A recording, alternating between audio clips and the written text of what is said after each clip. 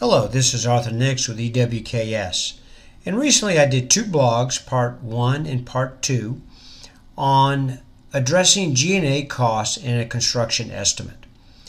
So G&A, what is it? Well, that's a general administrative cost that it takes to run a company outside of the project costs. So it could be salaries, the office salaries, that includes the accounting department, maybe the estimating department, some of the admin department, and office rent and all the equipment, everything that it takes to run a company.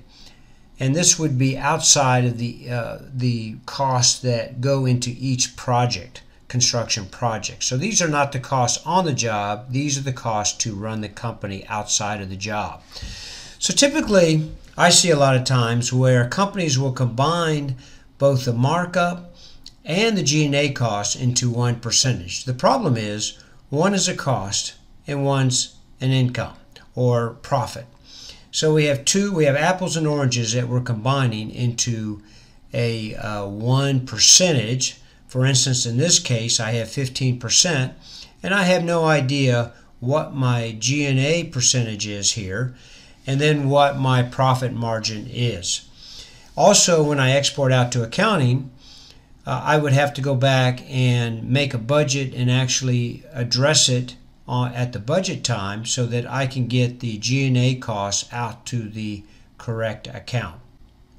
So I'm going to share with you two ways that you can put the G&A costs in an estimate and then separate that from the actual markup percentage in the estimate. So the first thing I'm going to do is put it in as an indirect cost. So I'm going to come over here to Tree View, and you can see I have created an indirect bid item I call G&A expense. I already have the activity, and now what I'm going to do is use a star function. Now this is going to assume that your G&A expense is a percentage of total cost, and a lot of times companies make it as a percentage of their total sales, but you could probably adjust the unit cost or the percentage that you multiply this by to bump this up to actually be a percentage of sales. So the formula here is going to be 9 star total cost, and then I'll just go ahead and identify it with a code here. Just call it G&A, and it says doesn't exist. Do I want to create it? And it says, so I'm going to say G&A expense, and I'm going to assume that I have done the calculations based on past experience, and it's 8% of total cost of a project. And then you can just document this by saying total cost. So that's my line right there. So with a star function, when you run a summary, it will return the total cost of the project back to here. So let's go run a summary. I run a bid summary, and then I come back, and you can see here I have the cost. Now this cost $1,507,000. You have to be careful because it does not include the bond cost. So it's not quite exactly right, but a lot of people do exclude the bond out of their total cost. And again, if you want to base this on maybe total sales, you can adjust this percentage here to bump this up so that it's approximately equal to what you would expect out of total sales. Now, one advantage about this is when I do come into bid summary, I do have it as part of my indirect cost here, so it is getting marked up. So now I have it as 8%. Let's say I want to mark up this job 7%. All right, and you can see here that my indirects are being marked up. That also means that my G&A expense is being marked up. Now, if I don't want it marked up, and some companies don't, I come into spread overrides, and this is the reason that I separate it out into its own indirect, and I just come in here as the basis, and I put in a lump sum of 0.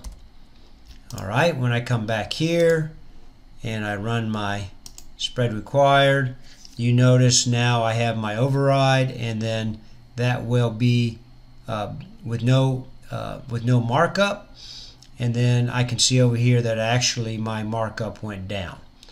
So that's one way that you can do that. I'm going to go ahead and just go back in here and remove it so that I'm back and I'm actually marking up my indirects.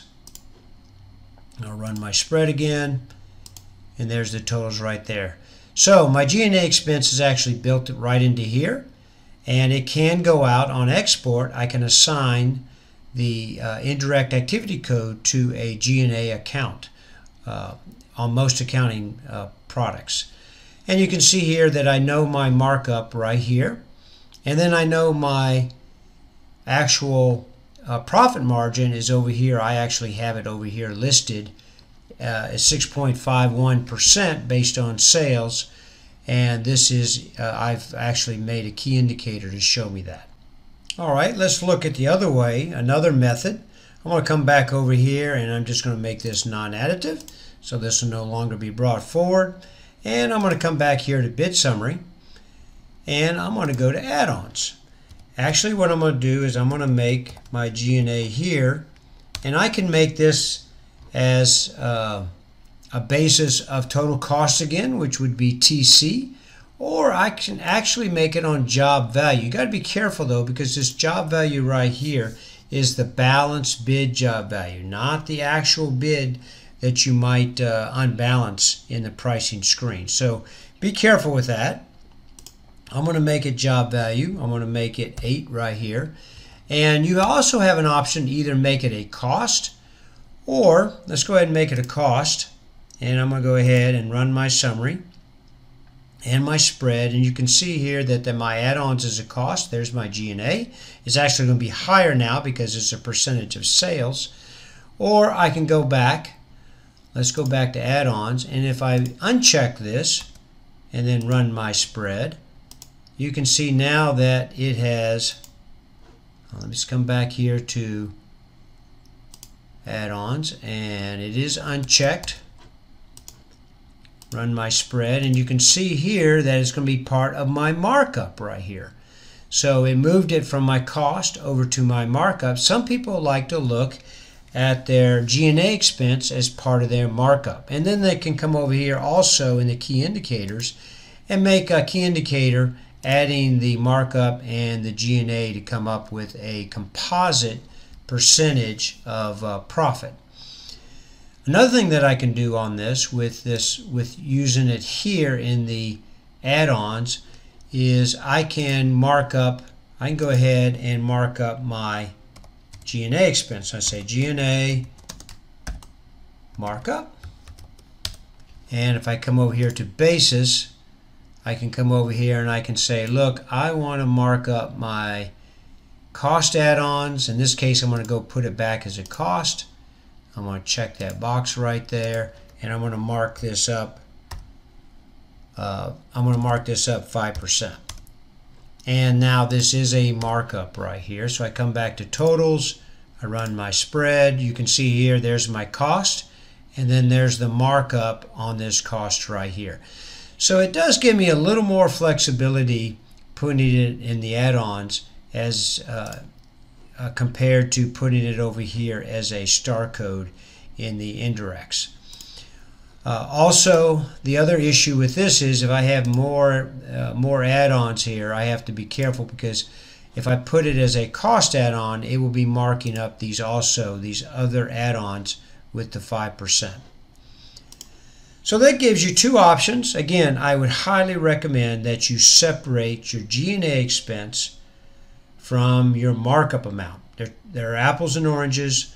Separate them, and that way you can analyze them better and get a better feel for what you're going to be making on the project. Again, this is Arthur Nix with EWKS. If you like this video, I would appreciate it if you just press the like button. Also, there will be a link below on this video to the 2 blogs that I reference and that this video is based on. Thank you very much for watching this.